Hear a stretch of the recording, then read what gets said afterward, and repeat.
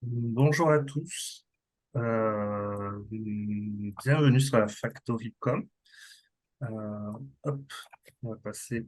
Bienvenue sur la masterclass série B2B de la Factory Marketing Communication. Et je suis Julien de Digital 113, graphiste multimédia du cluster.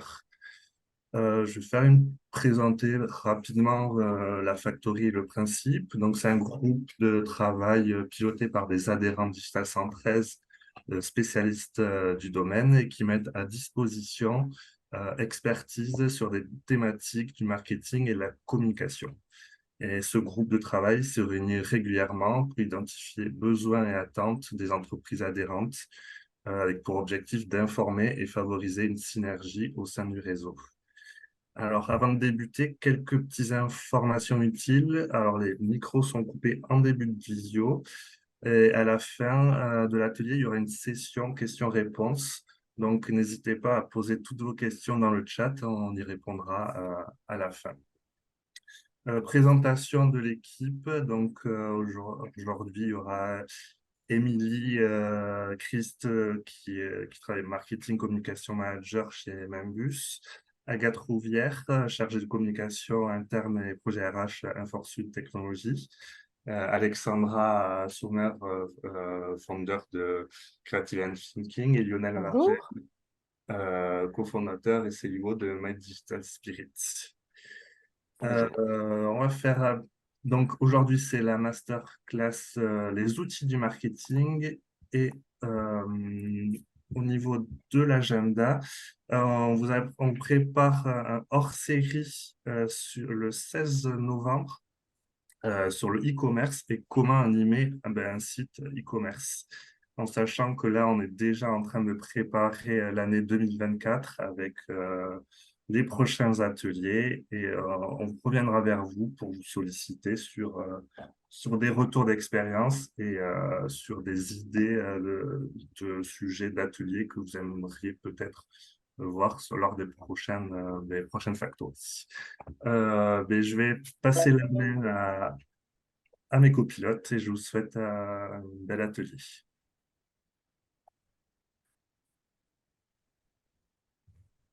Peut-être qu'on peut se présenter rapidement. Oui, bien C'est pas sûr. toujours Hop, les mêmes à chaque fois. Oui, tout à fait. allez, ça marche. On commence par Agathe. C'est la première. Oui, pardon, j'avais oublié de remettre mon micro. Bonjour, je suis Agathe Rouvière, donc je suis chargée de communication interne et projet RH chez Inforsud Technologies. J'étais auparavant en charge de la communication interne et externe au sein d'Inforsud Technologies. Donc là, j'ai en plus une partie RH, mais je continue quand même à travailler avec la factory com et marketing de Digital 113 parce que j'y suis déjà depuis un petit moment et que j'aime bien mes copilotes et je prends plaisir à participer et à animer ces ateliers. Et pour information, je vais couper ma caméra tout à l'heure parce qu'on a des problèmes de réseau chez nous. Voilà, merci et bon atelier. Bon, je me lance, je suis la deuxième. Bonjour, donc moi je suis Alexandra Sommer. Je suis ravie de partager cette masterclass aux côtés de mes copilotes, Julia, Émilie, Agathe et Lionel. Je me présente rapidement. Moi je viens du monde du logiciel puisque j'ai passé une vingtaine d'années au sein d'éditeurs de logiciels français et étrangers. Et depuis 2018, je dirige une agence qui s'appelle Creative and Thinking de marketing B2B, toujours dédié au monde de l'IT, et on accompagne les startups et les acteurs de la tech dans la définition de leur stratégie marketing jusqu'à cette déclinaison opérationnelle. On est un petit peu le marketing à 5 pattes des entreprises et on propose d'externaliser entièrement la fonction marketing. Émilie, je t'en prie. Par galanterie. Très bien. Donc, bonjour à tous, moi c'est Émilie Christ. Je suis responsable marketing et communication de la société Membus où j'occupe un poste un peu à 360 dans les fonctions marketing, donc de la lead generation au lead nurturing, communication, relations presse, organisation des événements. Je vois un spectre assez large de la fonction marketing et com. Donc, ravie d'échanger avec vous sur mon expérience sur le terrain. Merci Émilie. Lionel Vargel, donc je suis cofondateur et CEO de My Digital Spirit, qui est une agence digitale 360 dédiée au monde de la distribution IT B2B, de la tech en général. On est éditeur d'une solution de e-commerce pour les revendeurs informatiques et on pratique, comme Alexandra, l'externalisation du marketing des acteurs de cet écosystème qui en ont bien besoin parfois. Et je suis par ailleurs aussi consultant en transformation digitale et enseignant dans quelques écoles de commerce sur la stratégie marketing et e-commerce. Voilà.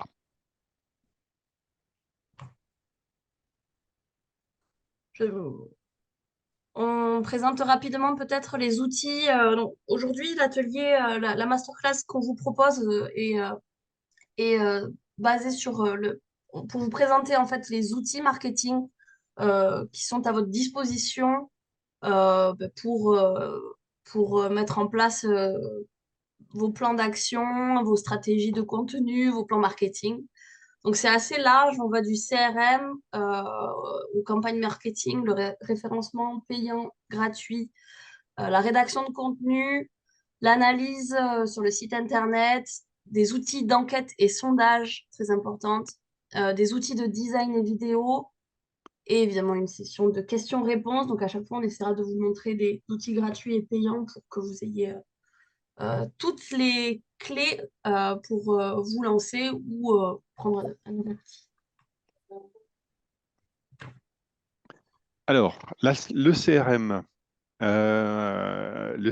la pierre angulaire, on va dire, de tout ce qui va suivre, et on s'aperçoit au quotidien dans nos actions, je pense tout un chacun qui travaillons avec des clients, que ça fait malheureusement cruellement défaut dans beaucoup d'entreprises. Le CRM, c'est là où repose la richesse de votre entreprise, c'est-à-dire vos données. C'est là où elles sont gérées, elles sont exploitées. Donc du C'est un coup, 6, quoi, tu vois. on a quelqu'un qui a un micro qui est Ça va, 6. allumé. C'est pas 0, c'est bon. Voilà, merci. Du coup, je reviens sur le CRM.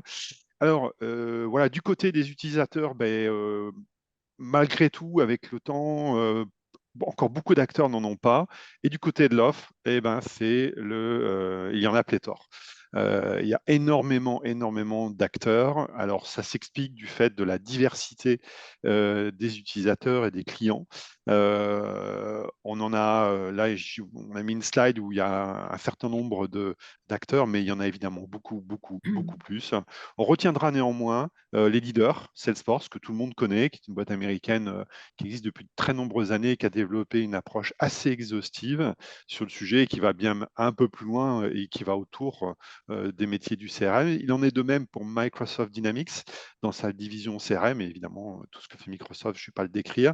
Et puis, un Estonien, un peu moins connu, mais qui a une part de marché relativement conséquente, qui s'appelle Pipdrive, qui est un acteur aussi qui prend pas mal de parts de marché avec une approche assez pertinente.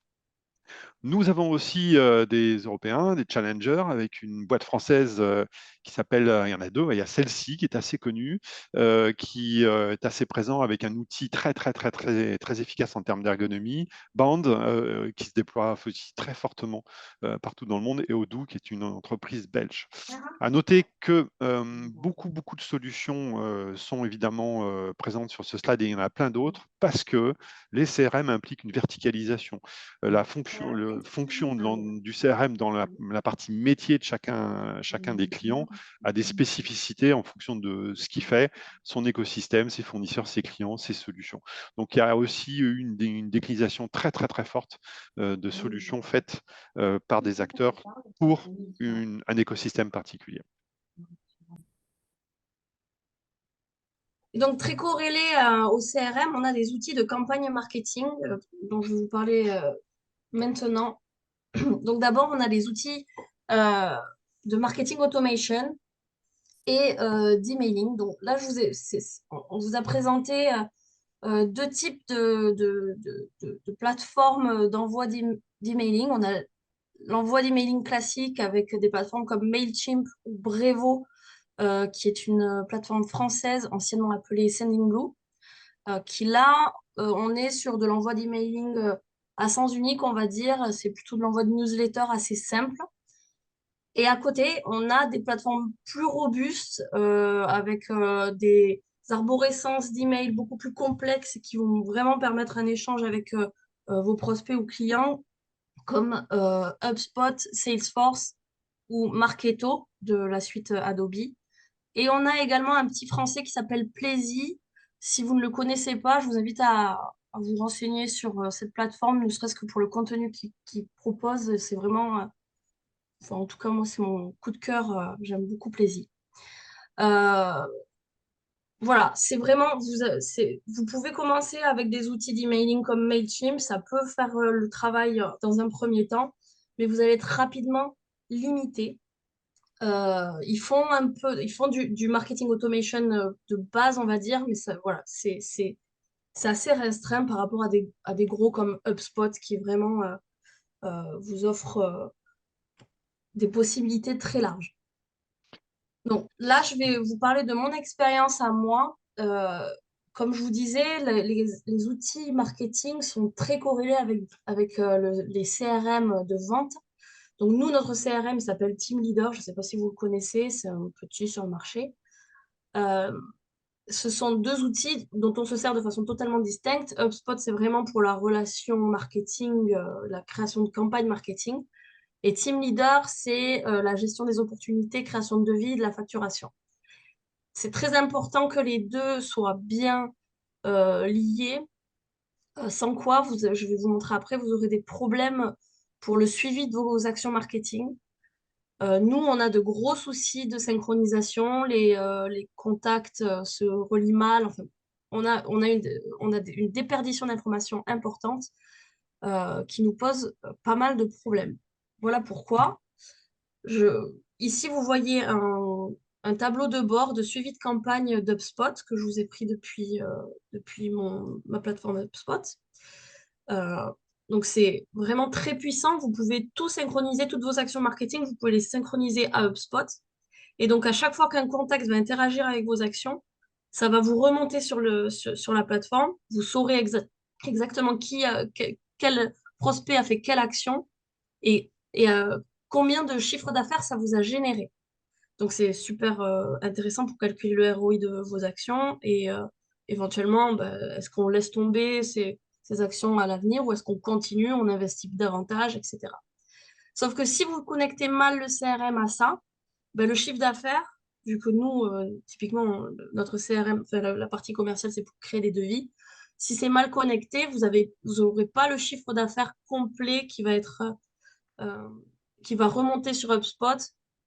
Et bon, je vous passe le nombre de détails que vous perdez avec une mauvaise synchronisation des deux.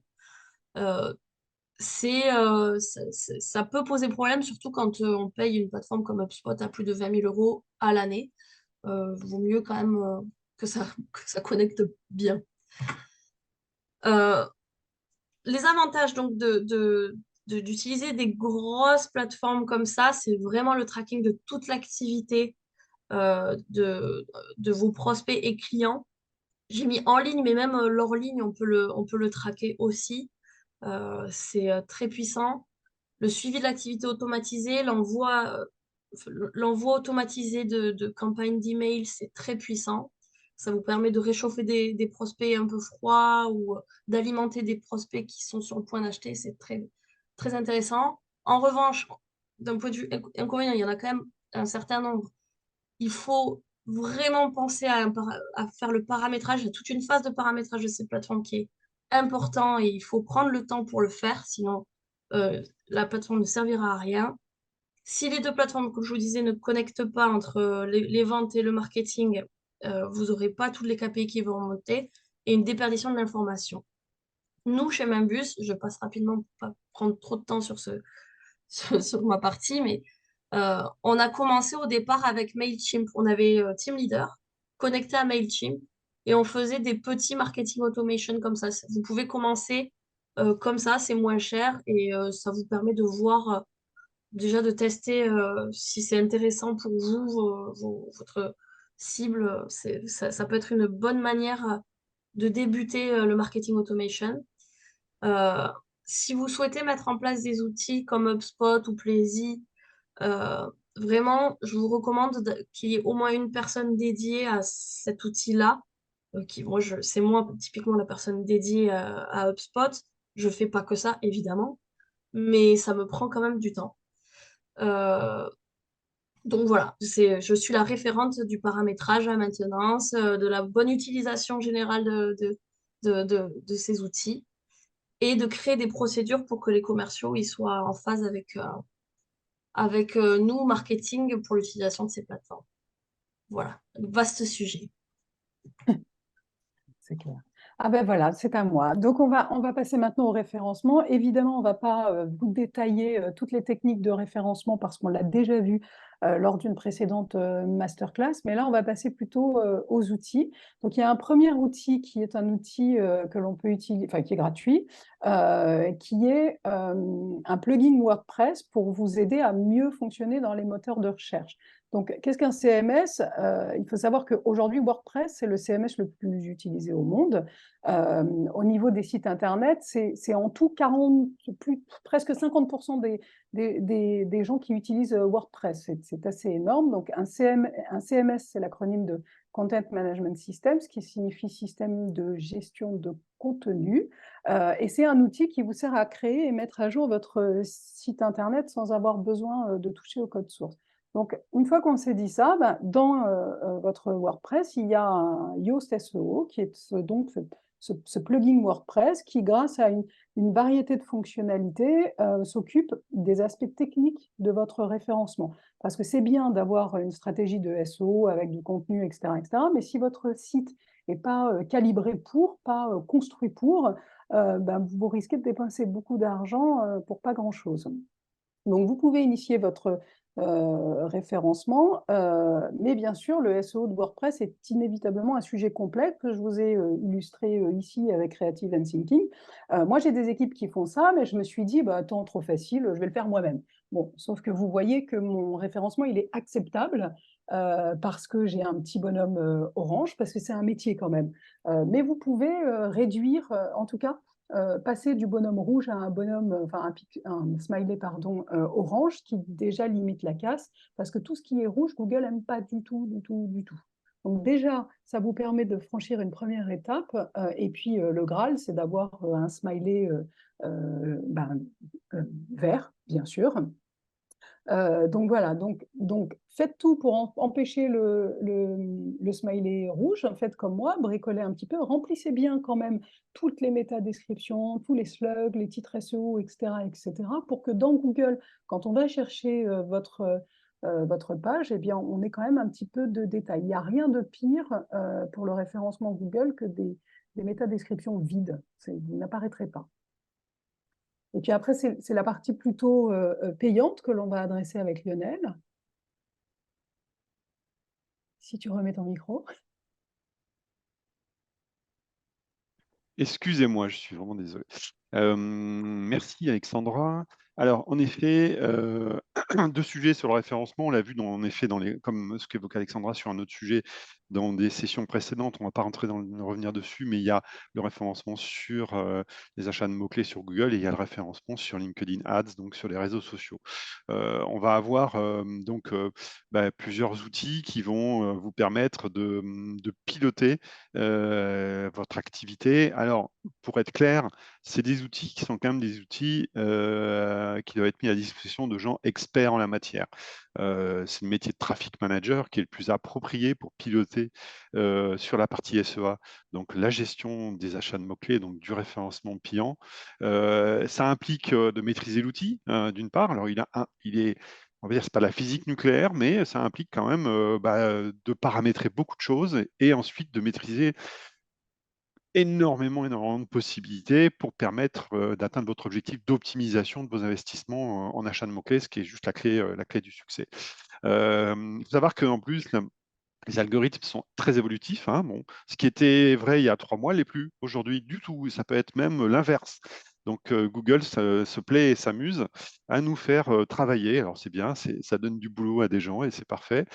Ça pousse les gens à être meilleurs en termes d'optimisation, mais c'est très très très évolutif. Et objectivement, si on rajoute à ça la notion de maîtriser parfaitement l'outil et d'avoir une expertise en la matière, vous vous rendez bien compte que déjà à ce stade, si vous n'êtes pas expert dans ce métier-là, vous êtes vite perdu, en tout cas pas performant dans l'utilisation des outils.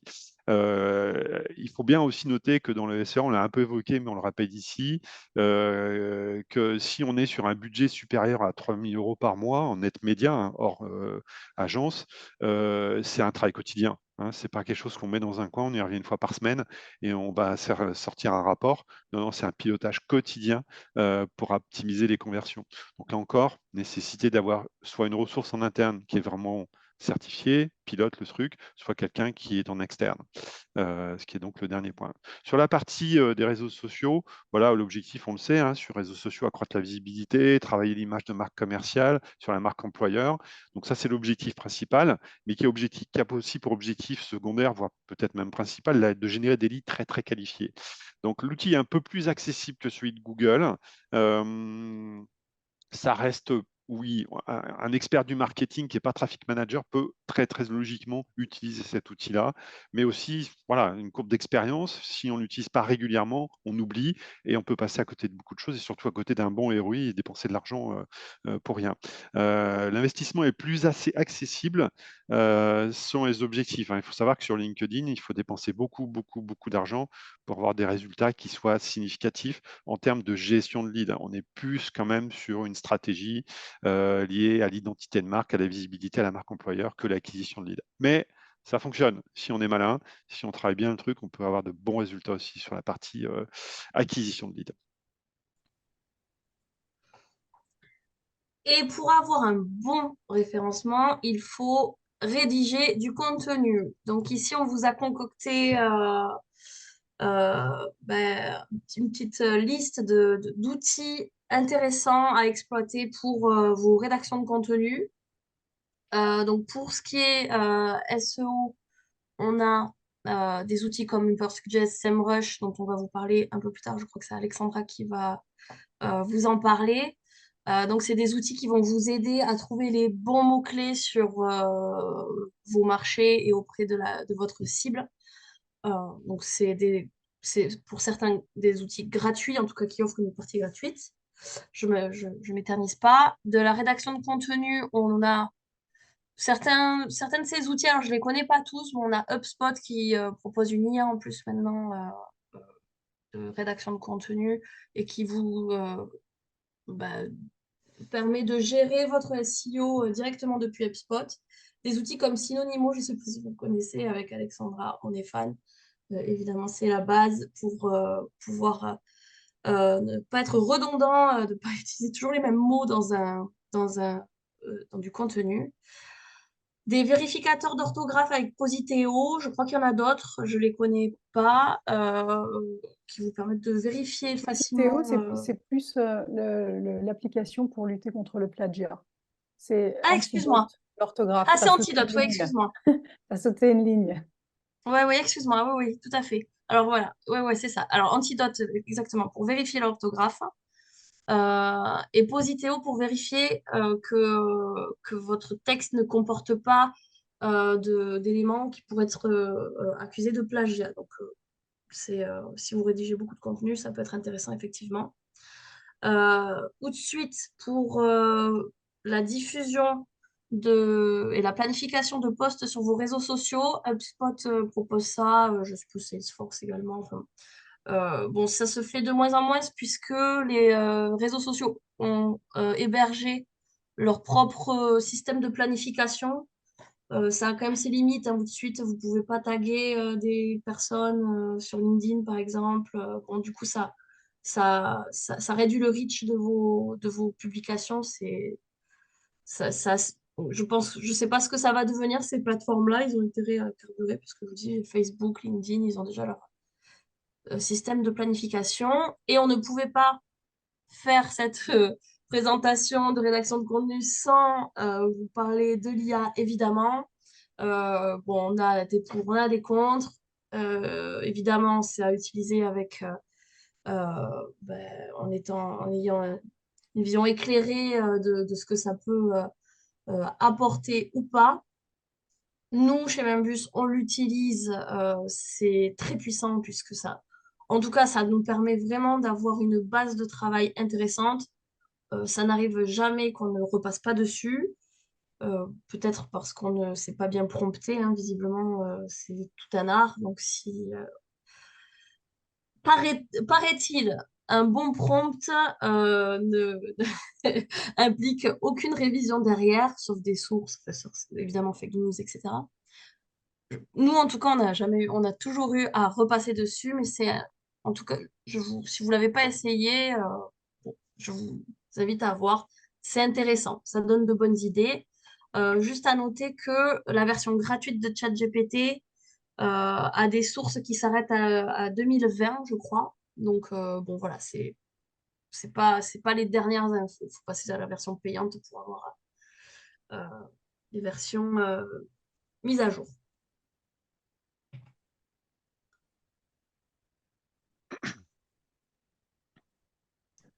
Je pense que là, je peux passer la main à Lionel. Ah, c'est à moi, c'est pour ça qu'il y Mais avait oui, personne qui c'était parlait. fini. Voilà, Excuse-moi. c'était pour moi. Ouais, ouais, Les j'aurais outils dû d'analyse. Oui, non, t'introduire. non, C'est vrai pas que de c'était un peu souci. brutal. C'est un peu Voilà. brutal. Allons-y. Alors, les outils d'analyse, bon, une fois qu'on a lancé le référencement, créé le contenu, on l'a vu dans toutes les présentations qu'on a fait précédemment, le plan d'action a été mis en place, il faut mesurer. Il faut définir des KPI, il faut mesurer, et évidemment, on a à notre disposition beaucoup, beaucoup d'outils sur ce sujet. Alors là, on parle d'analyse web. Évidemment, je vous rappelle la petite histoire de Google Analytics qui, en 2007-2008, est arrivé sur le marché et qui a fermé ce marché-là en proposant gratuitement une solution, là où d'autres la commercialisaient extrêmement cher. Donc ça a tué beaucoup d'acteurs qui étaient en train de monter en puissance sur ces sujets-là, dont des boîtes françaises d'ailleurs. Et Google Analytics maintenant navigue depuis plusieurs années en leader incontesté, avec une plateforme méga puissante, utilisée par 52% de tous les sites web, donc c'est juste énorme. C'est gratuit, c'est très puissant, mais aujourd'hui, c'est interdit par la communauté européenne. Donc, il faut savoir, donc il y a un gros warning quand même qui est posé. Donc, la CNIL aujourd'hui est en capacité de vous contrôler, de voir si vous utilisez Google Analytics et de vous mettre une amende qui peut être très très lourde, puisque les datas ne sont pas hébergées en Europe. Donc, on est sur la problématique réglementaire du RGPD. Donc, Google Analytics, persona non grata. Et attention, les amendes qui sont tombées ne sont pas tombées que sur des grands comptes, c'est tombé aussi sur des PME. Donc, il faut quand même être vigilant sur le sujet. Nous, en agence, Alexandra pourra confirmer, mais quand un client, nous, on avertit nos clients, évidemment, nous, on préfère ça parce que c'est toujours moins cher. Mais de plus en plus, on bascule sur des solutions qui sont payantes. Et pour nos clients, déjà, c'est notre devoir de conseil de le faire, parce que c'est lui, le client, qui est donc responsable, en l'occurrence, en la matière. Et pour le coup, on a une très belle solution française qui s'appelle Matomo, qui est complètement compliant RGPD, donc du coup, qui est en train de monter en puissance sur la France et même au niveau européen, avec une solution vraiment très, très intéressante. Évidemment, c'est une solution payante, mais bon, qui reste quand même accessible et avec un ensemble de fonctionnalités qui n'a pas à rougir de ce que peut proposer Google Analytics. Alors voilà, on compare un petit peu même les deux, hein. Si on fait une comparaison, il y a même des choses qui sont plus intéressantes parce que du fait que ce soit en France, vous avez évidemment le déploiement qui peut être fait sur site. Vous avez du support 24/7 en langue française. Et donc ça a un avantage aussi pour les utilisateurs, parce que quand on utilise ce genre d'outils, on est dans la même démarche à peu près que Google Ads qu'on évoquait tout à l'heure. On est sur des outils qui sont quand même assez complexes, qui sont plutôt pris en charge ou pris en main par des traffic managers qui le maîtrisent très très bien. Il y a tout un plan de tagage et tout un travail de paramétrage qui est assez complexe. Et pour le coup, la bonne nouvelle, c'est qu'avec Google Analytics, le support est égal à 0. Hein, c'est démerdez-vous, excusez-moi l'expression. Et du coup, avec Matomo, on peut avoir un accompagnement et ça, c'est plutôt pas mal. Parfait, c'est à moi maintenant. Alors moi, je vais vous parler de SEMrush. SEMrush appartient au monde ce qu'on appelle les SERP, pour dire Search Engine Result Page. Bon, en gros, c'est un moteur de recherche basé sur des pages. Donc, évidemment, les web agencies utilisent une version payante pour étendre les fonctionnalités, mais avec la version gratuite, ce que j'ai fait, ce que je vais vous montrer aujourd'hui, c'est un bon outil pour avoir, je trouve, une vision d'ensemble de son nom de domaine et de son marché pour faire du netlinking ou encore fournir des reporting SEO génériques, évidemment, qui évaluent la santé globale d'un site. Alors, ce qui est intéressant avec SEMrush, c'est que vous voyez, j'ai moi mis creativeandthinking.com. Ça me donne tout un tas de graphes, de mots-clés, enfin, ça, je le verrai juste après, mais de répartition par pays, qui consulte ma page, comment viennent les visiteurs, etc., etc. Et ça, c'est gratuit. Moi, je l'ai utilisé avec un compte gratuit pour faire cette recherche. Après, c'est très limité en termes de fonctionnalité dans la partie gratuite, mais vous pouvez réinitialiser d'autres demandes en prenant une autre adresse email. Je la donne. Moi, j'ai plusieurs adresses email pour aller chercher les infos que je veux dans SEMrush. Donc, je contourne un peu le système. Et puis ensuite, voilà, parfait, eh bien, ça analyse les mots-clés de votre site. Donc moi, là, je n'ai mis aucun mot-clé, j'ai juste tapé mon site web, creativeandthinking.com, et derrière, ça m'a remonté la façon dont les personnes, enfin les visiteurs venaient à moi. Donc ça me permet de suivre la position sur un mot-clé et puis de faire des recherches multilingues, mais ça peut aussi donner des idées sur lesquelles se positionner en entrant, par exemple, le site web de votre concurrent. Si votre concurrent est positionné sur tel ou tel mot-clé, vous avez peut-être intérêt à considérer ces mots-clés et vous aussi vous positionner là-dessus.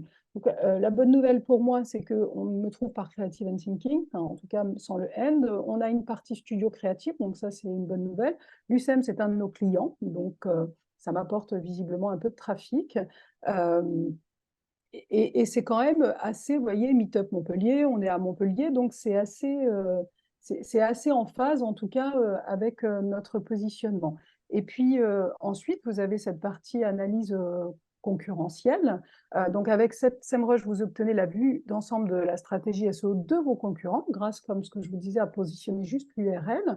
Donc moi, j'ai laissé SEMrush me proposer des concurrents, mais vous pouvez vous-même les positionner. Donc, je vois que ce sont des agences que je ne connaissais pas, mais ça me permet peut-être, moi, de me positionner, parce que si SEMrush considère que ce sont des concurrents, j'ai peut-être quelque chose à jouer. Donc, ici, en tout cas, dans mon cas à moi, il manque la granularité de notre spécialité, qui est l'informatique, mais c'est un bon début. Ce sont des agences plutôt de com, donc là où nous, on se positionne un peu plus en marketing, sans la casquette IT, mais j'aurais très bien pu faire exactement la même recherche en mettant des concurrents nommés. C'est pas que j'ai pas voulu nommer de concurrents, c'est que des concurrents qui font exactement ce que l'on fait, j'en ai pas trouvé. C'est-à-dire que j'en ai sur des parties d'offres. Évidemment, j'ai des concurrents sur certaines parties de mon activité, mais j'ai pas trouvé de concurrents qui externalisent complètement la fonction marketing dédiée à l'informatique, etc., à part un ou deux freelances en région parisienne.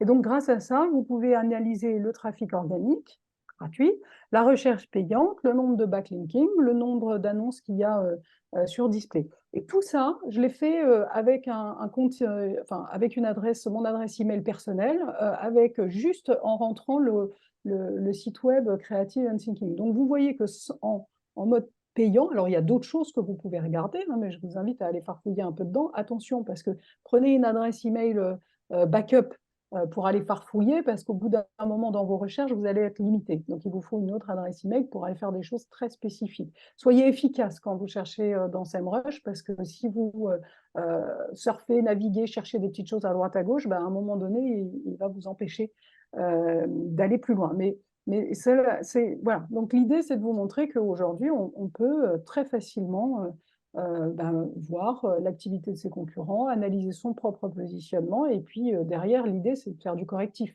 Donc, c'est d'améliorer votre positionnement et de le rendre toujours plus pointu. Et puis après, on va passer à l'enquête et sondage. Donc là, on va passer la main à Agathe. Oui. Donc la veille, alors pour rester à jour sur les tendances, prendre de l'avance sur ses concurrents, trouver les bons mots-clés et des contenus pertinents, il est indispensable de faire de la veille.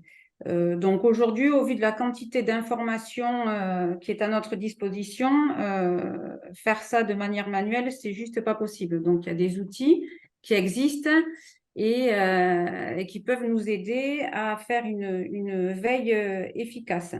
Donc, par contre, en amont, il faut savoir définir le besoin, la typologie de veille, de la veille SEO, de la veille concurrentielle, de la veille réputation, pour choisir le ou les outils les plus pertinents. Donc là, ben, on vous a mis un certain nombre d'outils. Alors, ils n'y sont pas tous, hein, comme pour le reste, il y en a beaucoup. Donc, il y a le grand classique Google Alert, bien sûr, que tout le monde doit connaître, qui a l'avantage d'être gratuit. Et dans les fonctionnalités, on a la possibilité de choisir les sources, c'est-à-dire si on veut focaliser sur des formats vidéo, des actualités, des choses comme ça. Le choix de la langue. Et donc, on utilise des mots-clés et on peut avoir la possibilité d'avoir des rapports quotidiens.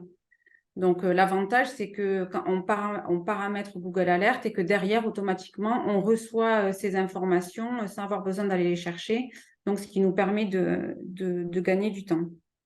Ensuite, on a mention que moi, j'utilise, qui est pas mal. Alors, en version gratuite, on a la possibilité d'avoir seulement deux alertes, mais bon, c'est déjà pas mal. Et de la même manière, il y a la possibilité de paramétrer des envois de rapports quotidiens.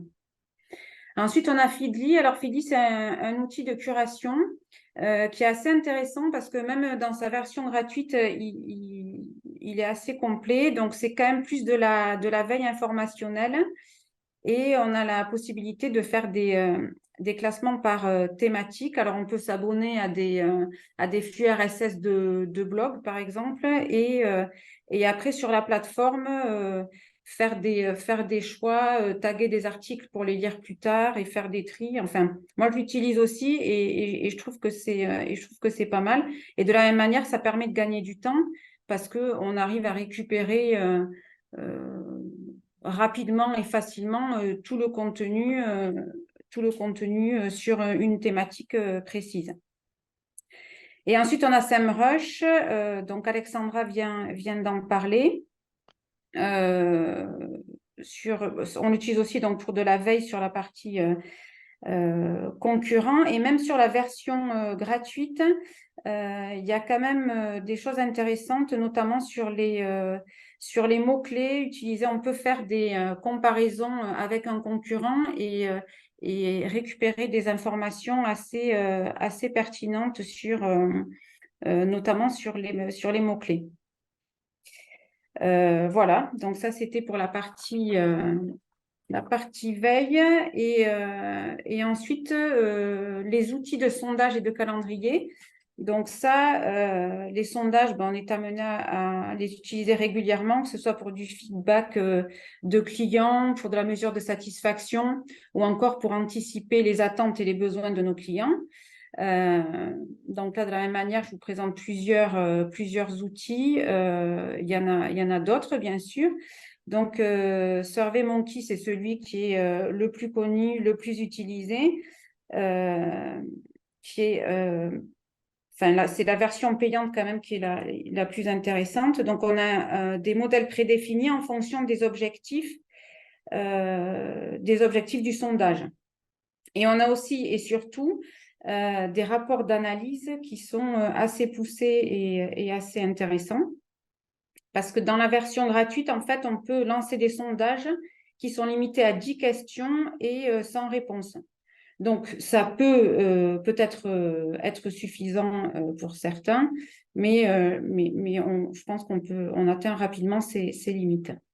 Ensuite, on a bien sûr l'incontournable Google Form que tout le monde doit connaître, qui est un outil gratuit et qui permet de faire des sondages vraiment sur mesure. Ensuite, on a Typeform qui est assez utilisé aussi et qui propose des bibliothèques de templates par thème, questionnaire de satisfaction, sondage événementiel, donc qui est pas mal aussi, et Doodle, qui est un autre outil qui est pas mal utilisé. Et ensuite, sur la partie calendrier, pour planifier des rendez-vous de manière automatique, on a des outils comme Calendly, comme HubSpot. HubSpot qu'on retrouve aussi d'ailleurs pour la partie sondage. Et Émilie en a parlé en début de présentation. Quand on utilise HubSpot pour la partie sondage ou calendrier, quand on a la CRM sur HubSpot, on a l'avantage d'avoir les données qui remontent dans les bases clients, donc ce qui est très intéressant pour le suivi. Et on a aussi Microsoft Booking qui s'intègre au calendrier Microsoft Office 365 et qui permet du coup de mettre à jour les disponibilités de l'agenda sur les prises de rendez-vous.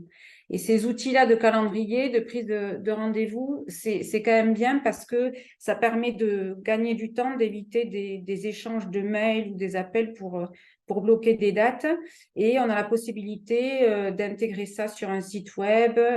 Chez nous, on a ça en signature mail pour les commerciaux, ou on peut intégrer ça sur des liens qu'on envoie à nos prospects ou nos clients.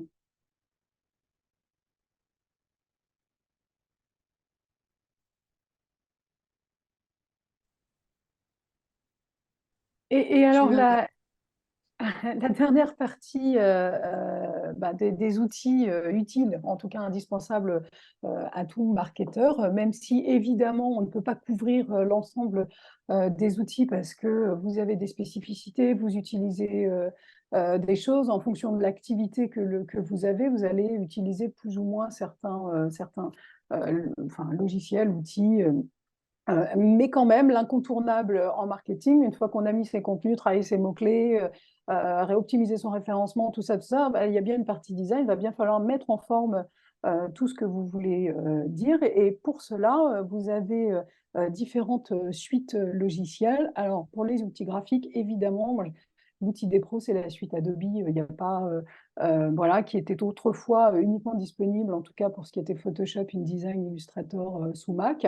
Mais les temps ont changé et aujourd'hui, vous avez une suite qui est créative, disponible aussi bien en environnement Mac qu'en environnement PC. Donc ça, c'est la bonne nouvelle. Ce n'est plus limité au Mac. Et puis, vous avez donc Photoshop, qui est quand même le logiciel le plus utilisé au monde pour toute la partie graphique et retouche photo. C'est-à-dire qu'aujourd'hui, vous avez beaucoup de personnes qui utilisent ce logiciel. Évidemment, c'est une suite payante. Ce serait trop beau, mais tous les graphistes du monde entier utilisent la suite Adobe pour créer des affiches, des brochures, des plaquettes. Avec ça, on utilise InDesign, par exemple, et Illustrator. Autant Photoshop, c'est un logiciel pour retoucher des photos. Illustrator, c'est vraiment, lui, conçu spécialement pour le design graphique. Donc, en général, les graphistes, juniors et seniors, utilisent ces trois suites logicielles parce qu'ils peuvent travailler une photo dans Photoshop, la réintégrer dans Illustrator ou dans InDesign. Donc, c'est comme ça que ça fonctionne. Mais aujourd'hui, il y a des petits concurrents qui arrivent en place, en tout cas des alternatives qui font hurler les graphistes, en tout cas mes graphistes, qui sont des solutions gratuites ou payantes. Alors moi, à titre personnel, j'ai utilisé Canva parce que j'ai des clients qui ont Canva en version payante. Oui, ça fonctionne. Maintenant, ça a des limites. C'est-à-dire que ce ne sont pas des suites logicielles robustes, poussées, comme le sont la suite Adobe. Mais attention, le marché est ouvert. Je pense que Canva va rapidement prendre le pas ou en tout cas vous permettre, si vous êtes en manque d'inspiration, de retoucher les templates. Mais je vais laisser Émilie en parler parce qu'elle connaît beaucoup mieux que moi ce type de solution. Alors, ouais, tout à fait. Donc, nous, on utilise également la suite Adobe pour la plupart de nos créations, mais effectivement, on a une version payante de Canva qui est super efficace sur la création d'images. Très simplement, ils ont toute une bibliothèque de templates déjà préfabriqués avec, vous avez les emplacements de texte que vous avez juste à modifier en quelques clics. C'est très simple. Ils ont une fonction IA qui vient de sortir, qui est hyper puissante, où à partir d'une photo, vous pouvez recréer le contour autour de cette image que vous venez d'importer. Euh, Honnêtement, Canva euh, met le paquet. Mm. C'est vraiment un concurrent, je trouve, sérieux, euh, qui, qui, qui simplifie beaucoup la vie des marketeurs comme moi, qui suis sur le terrain, quoi, qui n'a Ce pas que le je peux temps. juste rajouter avant que tu passes à d'autres, c'est que le gros avantage pour moi de Canva versus la suite Adobe, c'est que vous pouvez travailler de manière collaborative. Et ça, j'avoue que c'est assez extraordinaire parce que vous avez votre brochure ou votre document Canva et vous avez différentes personnes qui peuvent travailler de manière collaborative sur ce document. Ça, j'avoue que ce n'est pas possible aujourd'hui sur Adobe. En tout cas, Non, pas ce c'est que pas j'ai mal. vu. C'est vraiment pas mal. Bon, après, pour tout ce qui est export, pour du print, etc., ils sont pas. Enfin, en tout cas, moi, ou alors je sais pas le faire. Euh, je... Mais clairement, c'est jamais d'assez bonne qualité, mais pour du web, ça peut déjà être une bonne base. Après, donc à chaque logiciel payant d'Adobe, on a un équivalent en gratuit avec Inkscape ou PictoShop qui proposent, qui, qui sont des concurrents de Illustrator, il me semble. Donc là, je n'utilise pas du tout, par contre. Là, c'est vraiment graphique. Déjà, Illustrator, j'utilise. C'est pour créer des euh, infographies, ce type voilà, de choses. mais bon, ça peut être, si vous avez une utilisation ponctuelle de ces outils, ça peut déjà être euh, intéressant. Je pense je peux passer ensuite à la À la suite. vidéo, et puis je veux dire, aujourd'hui, l'outil incontournable de tout marketeur, évidemment, c'est les outils de création de vidéos. Juste avant de parler de vidéo, je reviens sur les outils graphiques, mais c'est pas la peine de les afficher. Mais par exemple, aujourd'hui, le Graal dans LinkedIn, ce sont les carousels. Typiquement, les carousels, vous les travaillez dans des suites logicielles un peu graphiques. Comme disait Émilie, Canva, ça marche, c'est du web. Maintenant, si vous souhaitez imprimer des brochures, c'est plus compliqué. Pardon, plus compliqué. Donc, dans infographie, il y a aussi ça, les carousels, etc., etc. Et puis, l'autre outil incontournable, en tout cas, qui est devenu numéro 2 maintenant sur LinkedIn, parce que les algorithmes ont changé, comme disait Lionel, ça change tous les jours. Il n'y a pas si longtemps, la vidéo était le top contenu de LinkedIn, et puis aujourd'hui, c'est le carrousel. Ça va bouger. Peut-être qu'aujourd'hui, je vous dis ça, et que demain, ou dans 5 minutes, ce sera plus vrai. C'est pour ça qu'il faut bien suivre les algorithmes de ces plateformes. Donc, vous avez les outils des pros. Alors ça, moi, je n'y touche pas du tout parce qu'After Effects, c'est pour moi une usine à gaz. C'est-à-dire que là, il faut maîtriser un peu son sujet. Après, il y a des gens qui bidouillent. Moi, j'ai mes graphistes, ils bidouillent dedans parce que qui dit, c'est pas pareil, hein, le designer graphique et puis la création de vidéo. La création de vidéo, c'est un peu plus complexe qu'il n'y paraît, même si aujourd'hui, avec vos iPhones, etc., et vos téléphones, vous faites de la vidéo, du montage, on a l'impression que c'est vachement simple, mais ça l'est pas. Et du coup, la bonne alternative, en tout cas, ce que moi je connais, c'est Pitchy, par exemple. Pitchy, c'est une plateforme de création de vidéos qui vous propose des templates que vous pouvez personnaliser à vos couleurs, avec vos logos, etc., etc. Donc, vous allez être un peu brimé forcément parce que ce sont des séquencements. Vous avez plein de templates, mais vous verrez que bon, c'est des templates qui se ressemblent un petit peu quand même. Mais pour faire des premiers pas dans la vidéo, animer des contenus, vous pouvez même maintenant rajouter des interviews que vous avez filmées avec votre portable, etc. C'est assez puissant, hein, mais c'est payant. Comme la suite Adobe, évidemment. Donc ça, moi, je trouve que pour commencer alors, évidemment, tout c'est négociable. Si vous êtes bon commercial, vous aurez des tarifs extraordinaires chez Pitchy. Mais c'est une bonne alternative, je trouve. Mais il y en a d'autres. Émilie, elle utilise d'autres logiciels que Pitchy, dont elle peut vous parler. Tout à fait. Alors, donc moi, ce que j'utilise, c'est CapCut.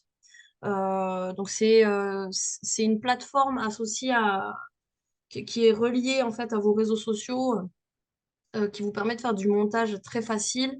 euh, de, c'est très facile à prendre en main. Vous le faites depuis le smartphone.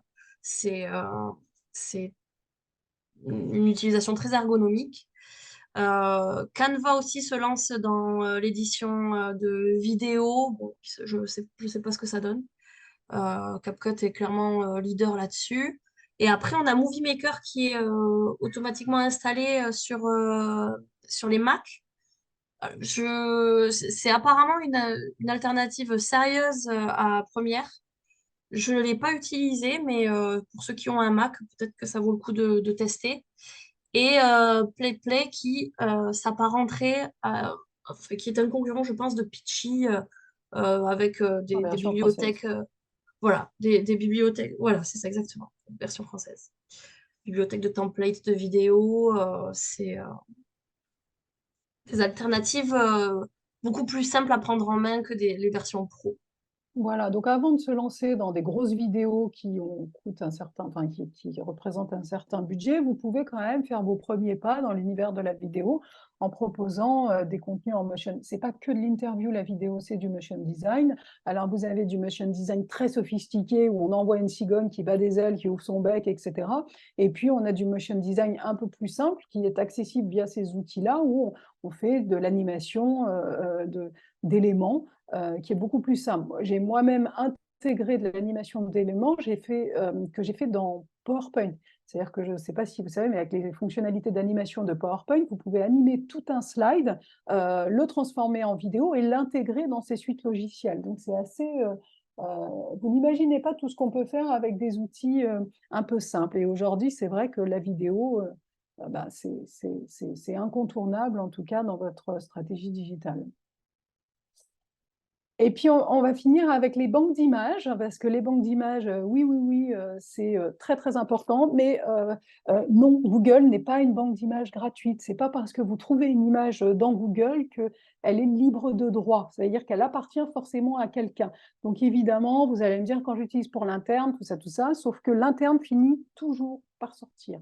C'est systématique. C'est-à-dire que moi, je le vois avec mes clients, ils ont piqué des images. Alors en plus, elles ne sont pas toujours en bonne résolution, donc ça c'est dommage, mais on se retrouve avec des images qui traînent dans vos PowerPoint, et ces images, elles ne sont pas libres de droit. Donc il faut faire attention à ça. Donc vous avez en plus aujourd'hui des bandes d'images qui sont payantes, les Shutterstock, eStop, et vous avez même la suite Adobe Stock.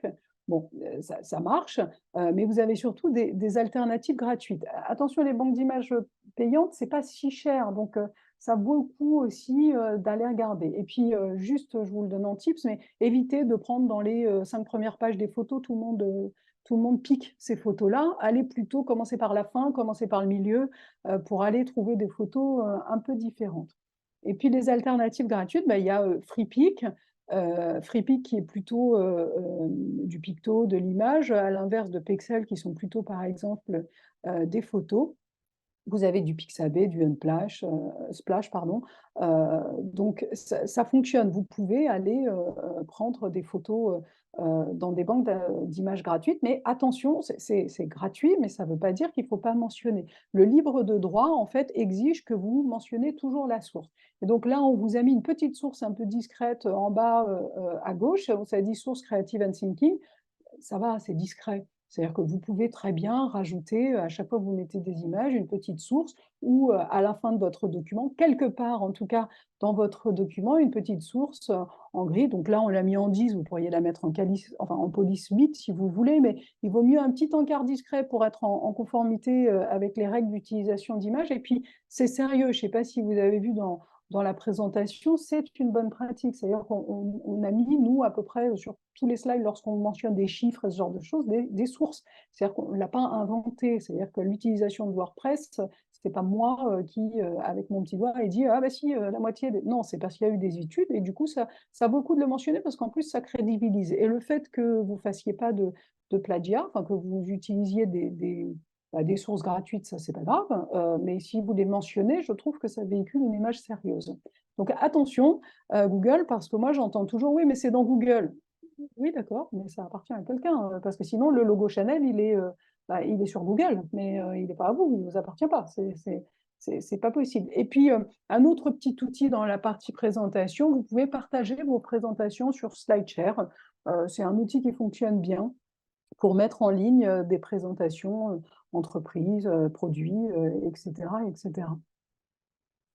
Voilà, donc je pense qu'on a fait un petit tour un peu global. Donc évidemment, on n'est pas rentré dans de la méthodo, etc., parce que ça, on l'a déjà vu sur les précédentes masterclass. Là, c'était vraiment l'objet, c'était de vous donner des outils que nous utilisons les uns et les autres, c'est-à-dire que pas de la même manière, en mode gratuit, en mode payant. Vous voyez qu'il y a un peu de tout, il y a du français, du pas français, mais en tout cas, ça devrait vous donner une bonne overview de ce qui existe aujourd'hui comme outil et ce qui vous permet en tout cas de faire des premières réalisations simplement.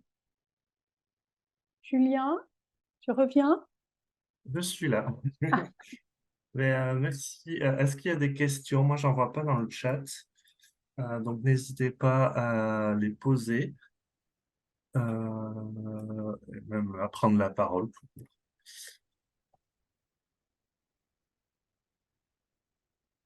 et ben voilà, bon, ben c'est Et fait. De toute façon, c'est clair. la bonne nouvelle, c'est qu'on a bien tenu le timing, puisqu'on Oui. essaye de tenir notre timing de 11h30 à 12h30. Il est 28.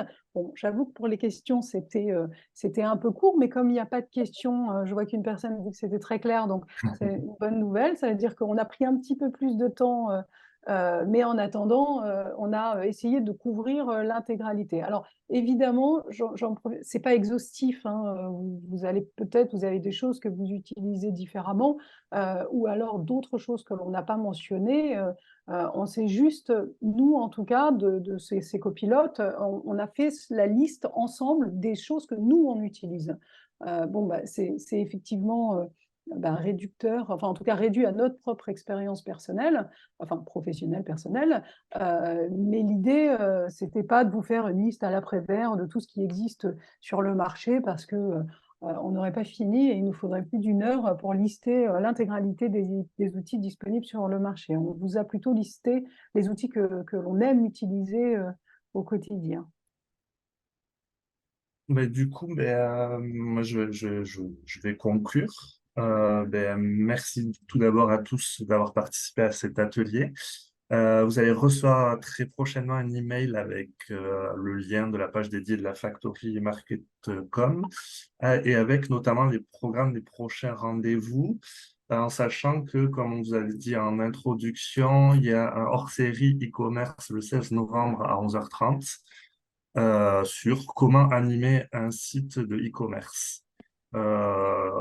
On reviendra également vers vous pour faire une petite enquête de satisfaction et pour recueillir vos suggestions sur ce que vous aimeriez avoir dans cette Factory.com pour l'année 2024 notamment. Mais je remercie en tout cas tous mes copilotes et on vous souhaite un bon appétit et une belle journée. Bonne journée à tous, merci beaucoup. Bonne journée à tous. Bonne journée, à Merci. bientôt.